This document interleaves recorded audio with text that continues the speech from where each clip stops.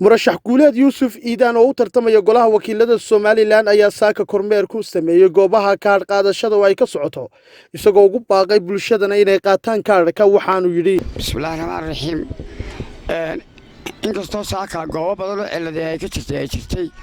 laakiin komishanku markii dambe uu wada saxay si fiican diwangelinta u socotaa dadku isdiwangelinaya wixii aan kaadhka qaadan ama wixii imika gaadhay marka si fiican bay u socotaa dadkuna aad bay isu wada diwangelinayaan maasha Allah insha Allah waxaan rajaynaynaa markaynu ku guuleysano doorashooyinka dambe soo socda dadku waxaan u sameynay inama albaabada garaacaya soo qoriyay wixii aan isdiwangelinay wixii aan qangaadhay labadaba dabeeta iyaga ayaa haduu ilaahay dadka soo wada saaraya baabuur baan u sameynay baabuurta aan u sameynay baa soo guriyay dadka imika waa ku adarkiisa inay wala badhigayeen marka qof kastoo guriga joogo oo isdiwangelin annaga soo qaadayna haduu daayahay haduu dhalinyarada isaga imanaya marka si fiican u socota kuma filla goobo marka laga hadlayo goobaha waxa jira meelo badan oo dadka laga raray